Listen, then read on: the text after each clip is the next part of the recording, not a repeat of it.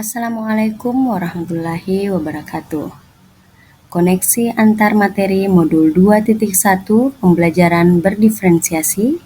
Saya Firdayanti Firman SPD CGP Angkatan 9 SMP Islam Atirah Makassar.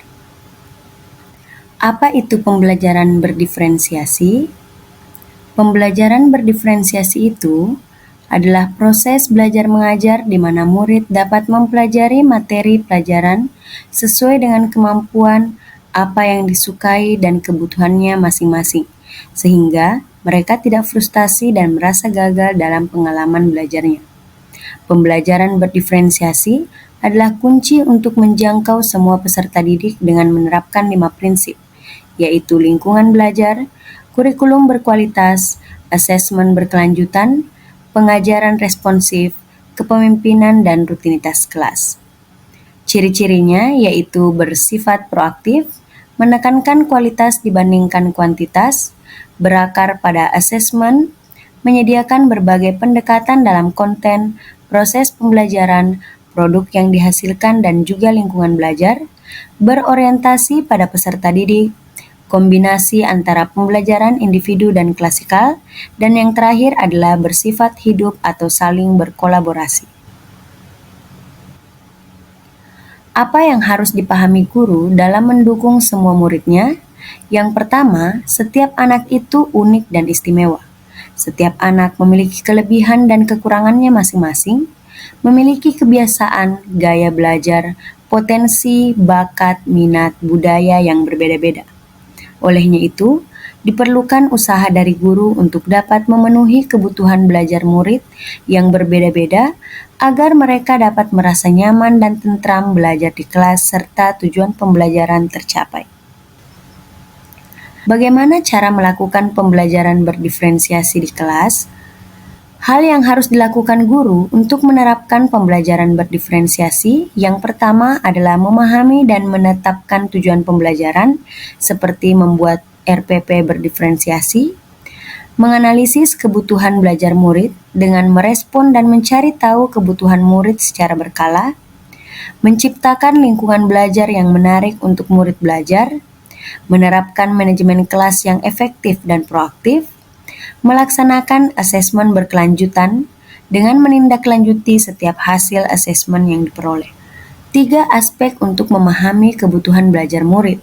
Yang pertama adalah kesiapan belajar murid atau readiness. Guru harus melakukan asesmen awal untuk dapat mengetahui dan menilai pembelajaran awal murid. Hal ini berkaitan untuk menentukan apa yang telah diketahui dan di mana posisi mereka berada. Kesiapan belajar merupakan kapasitas murid untuk mempelajari konsep materi atau keterampilan baru. 2. Minat murid. Minat setiap murid pasti berbeda-beda. Minat merupakan salah satu motivator penting bagi murid untuk terlibat aktif dalam proses belajar. Minat membantu murid untuk melihat kecocokan antara sekolah dan kecintaan mereka sendiri untuk belajar. Minat murid dapat menjadi jembatan antara murid dengan sekolah untuk dapat menggunakan keterampilan. Yang ketiga adalah profil belajar murid. Profil belajar murid berkaitan dengan yang pertama, lingkungan belajar, tingkat kebisingan, cuaca, dan lain-lain. 2. Pengaruh budaya, seperti santai, terstruktur, personal. 3. Gaya belajar, auditori, kinestetik, visual. Yang keempat, kecerdasan majemuk, seperti interpersonal, verbal linguistik, naturalis, dan sebagainya. Profil belajar murid penting untuk diidentifikasi sebelum proses pembelajaran dimulai. Bagaimana cara mengidentifikasi kebutuhan belajar murid? Cara yang dapat dilakukan yang pertama adalah mengamati perilaku murid, kedua, mengidentifikasi pengetahuan awal, ketiga, mereview dan melakukan refleksi terhadap praktik pembelajaran. Keempat, berbicara dengan guru murid sebelumnya. Kelima, membaca rapot murid di kelas sebelumnya. Dan yang terakhir, menggunakan berbagai asesmen formatif dan diagnostik. Strategi menerapkan pembelajaran berdiferensiasi yang pertama adalah diferensiasi konten. Berkaitan dengan apa yang kita ajarkan seperti materi, keterampilan, atau konsep yang perlu dipelajari berdasarkan kurikulum. Dalam penerapannya dapat dilakukan dengan membedakan pengorganisasian tanpa mengubah atau menurunkan standar kurikulum. 2. Diferensiasi proses. Kegiatan yang memungkinkan murid berlatih atau memaknai. Hal yang dilakukan guru adalah membedakan proses yang harus dijalani oleh murid. Diferensiasi produk, bukti yang menunjukkan apa yang telah murid pahami dengan cara membedakan atau memodifikasi produk sebagai hasil belajar murid, merupakan hasil penerapan atau pengembangan dari apa yang telah dipelajari.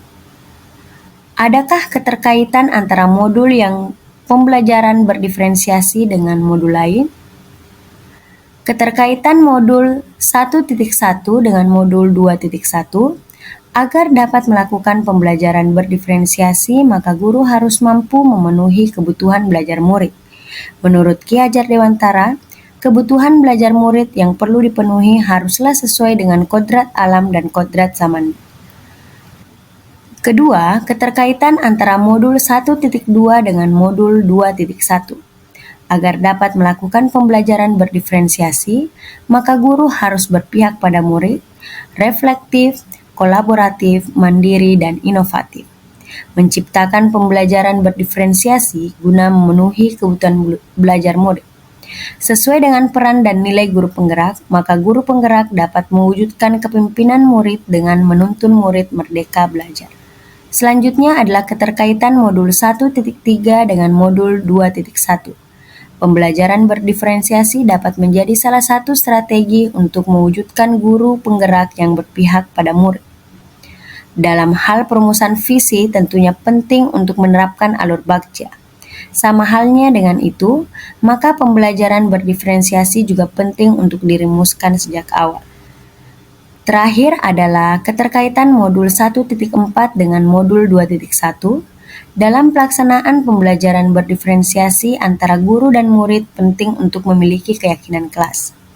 Pentingnya keyakinan kelas dalam pelaksanaan pembelajaran berdiferensiasi agar proses pembelajaran dapat berjalan dengan baik sesuai nilai-nilai budaya positif di sekolah sehingga terwujud disiplin positif. Terima kasih atas perhatiannya. Wabillahi taufiq wal hidayah. Wassalamualaikum warahmatullahi wabarakatuh.